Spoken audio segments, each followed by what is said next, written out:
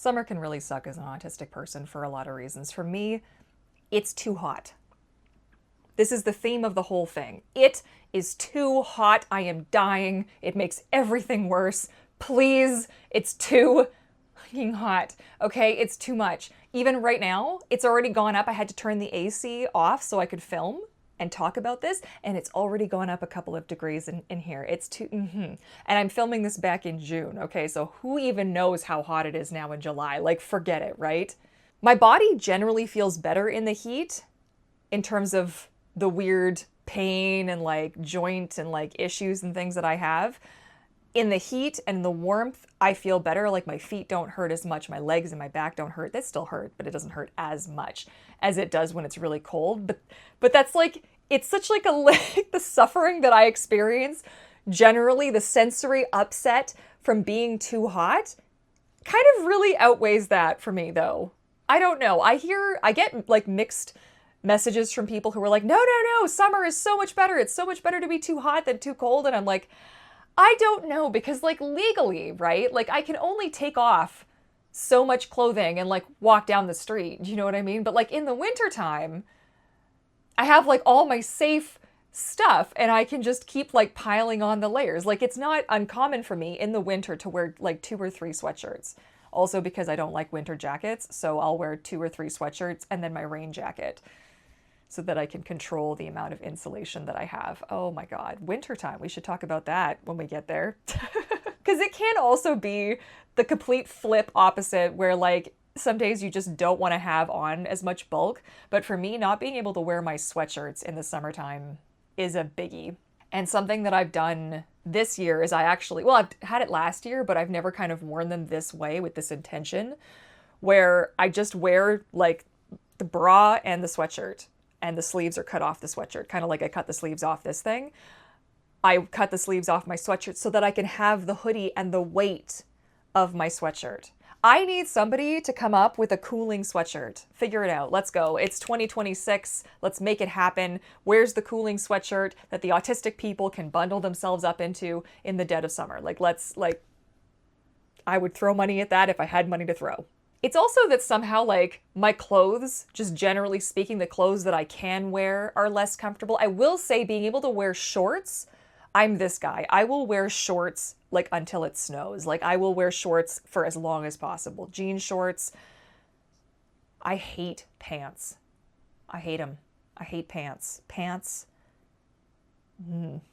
I once as a kid intentionally lost a pair of pants. We had a dress up bin at school and I had put on whatever, like it was like a skirt or something, and then I lost my pants. They were corduroy also, like no, corduroy and like crushed velvet just need to be like put in a box and burned somewhere because it's just bad. No, really, really bad. And microfiber, that also needs to go away. But you don't really have microfiber pants. But anyways, could you imagine though? That'd be a great torture device for someone like me. Just be fantastic. It is loud. It is so loud. Summer is so unbelievably loud. Like, okay, and what I'm going to say now, I don't dislike children. Actually, no, I don't dislike children. I dislike the sounds that kids make. And hear me when I say this. Kids should be allowed to make noise and kids should be allowed to have fun. Kids should be kids, okay? I was not a kid who was allowed to make noise. Let's just also add that in there. So there's a little bit of jealousy trauma and a sprinkling of, you know, my own personal BS that goes into this. The sounds that children make are very triggering. They're not even sounds. They are very high, that pops, and very often my headphones can't filter bright pop sounds. In some instances, they even make the sounds louder. And it's not just this brand. I've tried, this is true of like every brand of headphone I've ever tried. But there's just so much noise in the summertime.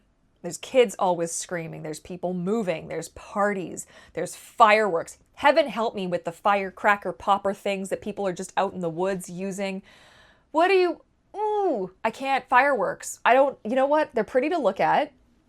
Sure, I grant you, the sounds are way over the top too much. And we live in a neighborhood where any opportunity to set off fireworks, and these idiots are setting off fireworks. But it's just so loud. And then there's parties, and everybody has to have their windows open because you need to get air into your unit because it's stuffy and it's hot. And if you're like me and you got to have the windows open a couple of times a day and get the fans going to get the fresh air in the in the apartment. This is a thing that we grew up doing this. This is an important thing. You get the fresh air, you clean it out. You don't want it to be stale. You don't want your home to be full of stale air. And bless, like, I make noise. God knows I make a lot of noise. I'm sure a lot of my neighbors absolutely hate my guts, for sure. Yeah, some of my neighbors listen to really just unpleasant music. And in the age of, like, you could have a disco dance party by yourself with your headphones and really amazing quality sound, I feel like, could you not just do that? Do you have to, like, put your stereo up against your window on full blast? Do you have to be that guy? And more importantly, do you have to be that guy for like 4 or 5, 6 hours at a time? Do you have to be that guy?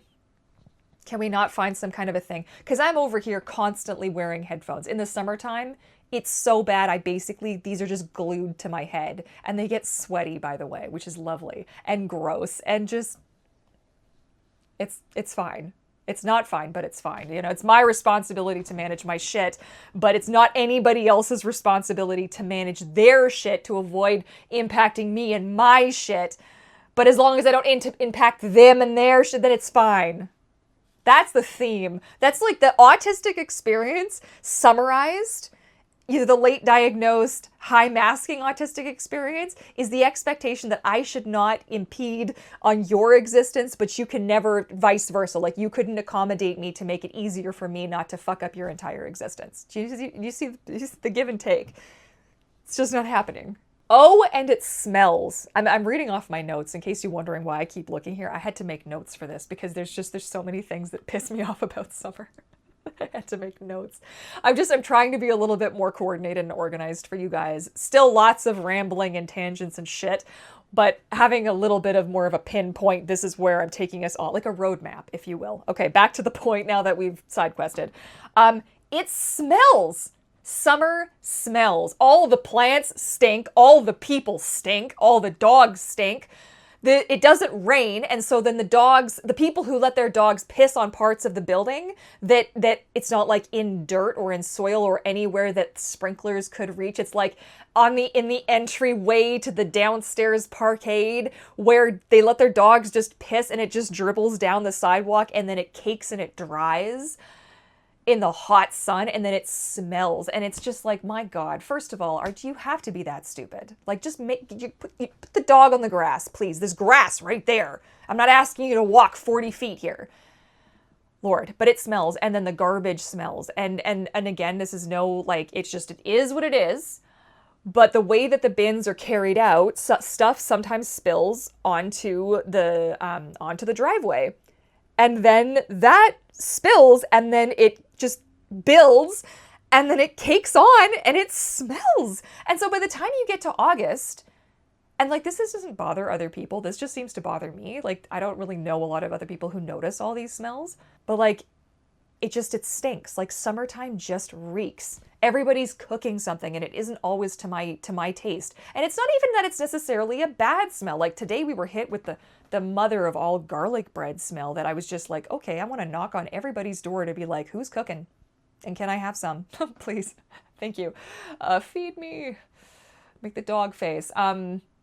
But it's still an overpowering, overwhelming smell. And if you are already overstimulated for whatever reason, somebody's barbecue smell or the smoke from the forest fires and stuff that happens, that smell can be really triggering and really overwhelming and scary. Any of these things can be just too much. And then there's sunburns. Now, here's the thing about sunburns. Sunburns suck, but sunscreen also sucks. And I used to use this one brand like religiously. I can't think of the name of it off the top of my head. And it was really good. And back in the day when I wasn't as constantly overstimulated and as burnt out, it was very tolerable. And that stuff, like the sun would not touch you. Like you could go out like just blazing and it wouldn't matter. Like stand out in the sun for like 6 hours, and that's probably an exaggeration, but for a hot minute, swimming and everything, and I never got burnt once with that stuff. But the experience of putting on this creamy, slimy, gooey, and it would just be, you could feel it on your skin, which is, the irony is I, like, if you're ever wondering why my face is shiny, it's not because I'm greasy or oily. It's actually, I use Vaseline. I'm like an OCD skin picker as well. So I am constantly picking my skin, and I don't like the sensation of Vaseline on my fingertips. So I will smear it everywhere, wash my hands, and that keeps me from picking at my face. But I can tolerate the sensation of it on my face. I can put Vaseline fucking everywhere. But sunscreen has a different finish to it. It's not the same. This feels light and like airy and like moist, but not bad moist. Some people, I know a lot of you comment, you're like, ew, that's so disgusting. How can you do that? You know, you've seen in some of my videos, the skin picking can get really bad. Like I'll open up whole gashes in my face, just like a big, I've got scarring like in and around here. You can't really see it, but it is there, I promise. And it hurts. It also hurts when I'm doing it, and then I do more because it hurts, and it just, right? So it's just kind of, you tolerate what you can tolerate, and I've gotten used to it. But sunscreen is no good. And more often than not, I reach for the spray on. Shh. I know, it's not good for you, and it's not really that useful, and it's, okay, well, you know what else is not useful? Like crazy beet red, lobster pink sunburns, which I've had. It's great. Not, you know, so the spray stuff does a little bit. I know it's not enough, but look, man, I'm working with what I've got. And if you guys actually have, any of you with the same kind of sensory issues of like the gooiness is just being no good, if you have a recommendation for sunscreen, you could leave in the comment section down below. I would be eternally grateful. So sunburns. Oh, that's a sensory. That's a, whoo. No. So I'm in like long sleeve shirts, which are also a sensory thing. I'll wear like a crazy visor. I'll put my hood up so the back, because I have a shaved head too, right? This is forewarning, okay, fair warning. If you ever shave your head, like I have to put sunscreen up in here and like in here, and oh baby, just no. And then there's people. There's people everywhere. Where are you coming from? It's like they all spring up out of the ground. They're just people everywhere. And you're like, where have you all been all year, the rest of the year? Like all my regular areas where I go where there's not people, now there's people. Like the places I like to take my dog, he's fairly sensitive to like bikes and like people on roller skates and rollerblades. So we have like 2 or 3 spots where we like to walk him, which with the exception of like June, July, and August are usually completely empty. And then June, July, and August, everybody under the sun, literally, just pops up and is there and making a mess and noise. And I hate people. People are just so unpredictable and loud and busy, and they bump into you, and there's no concept that maybe you might have something, you're working with a different set of cutlery here, and you're doing the best that you can, and people make faces at you and look at you. There's just more people out there perceiving me, and I just want you just to leave me alone. Look, I know I'm weird. You have obviously clocked that I'm weird. Whatever. Just like, let me be. Just let me be weird. Anyways, so we've had a good rant. Let's just talk really quick about some of the things that I do to manage during this hellish time of the year. Okay, so I cut up my clothes and my hoodies. I cut off sleeves. I don't like stuff touching me here in terms of shirts. Sometimes it's tolerable depending on the fabric, depending on the style. Sometimes it's not, so I cut off the sleeves.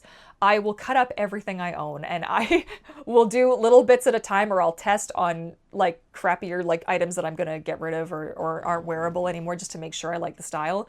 I'll cut sleeves off my hoodies. I'll cut the necks of my hoodies to make them more open. That's something that I do. I take a lot of breaks and rests and downtime. So much. Even if I don't really feel like I need it, I'll do it. I'll make sure that my noise canceling headphones, my earplugs, all of that shit is just on me. And whoever I'm with, I'll generally, like generally, because some people I don't really trust with this as much. I don't actually necessarily trust them to be there for me in a moment where I'm really going to need them. But like, for example, my husband, I'll always be like, okay, the headphones are here, the earplugs are here, this is what I have on me. And so that, you know, if in a moment, if all he can do is just chuck me my backpack, that's still helpful, but my backpack's usually on me anyway, so.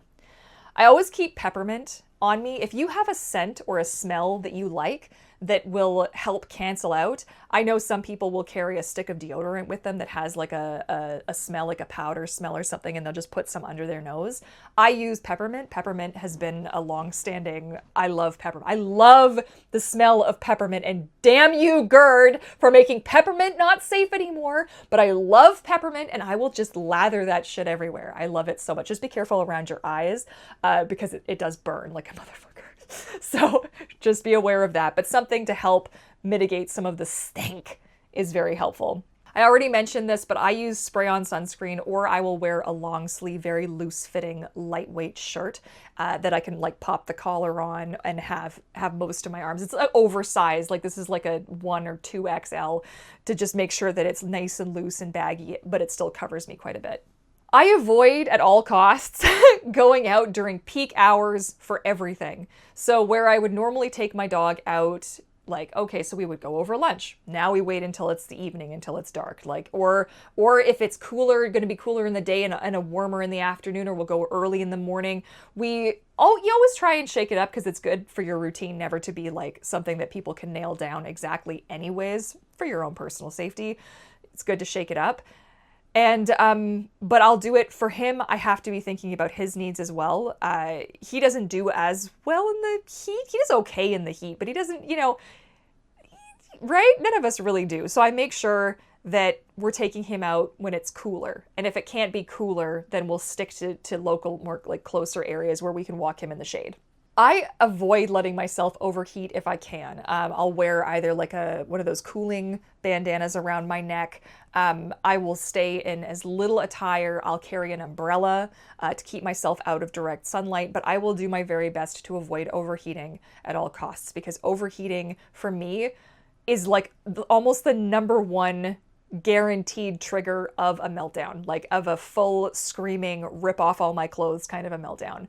So embarrassing, yes. Reality also, yes, because I have to make sure. So if I have to go somewhere, I will just make sure not to do it at the hottest part of the day, if at all that can be avoided.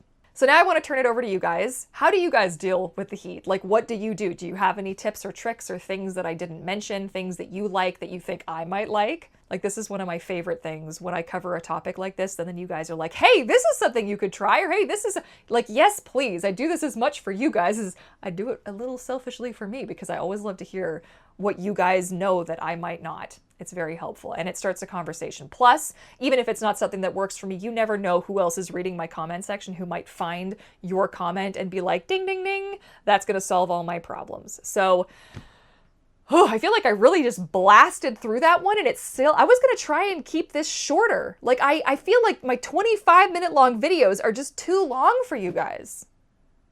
You know? It's hard. I have so much to say. Anyways, I hope that you found that maybe like a little bit insightful. We can just scream about the heat together if you're like me and you don't enjoy it as much as everybody else seems to. And, and otherwise, that's it. Thank you so much for watching, for being along with me on this journey, and I look forward to catching you guys all again in my next video. Bye for now.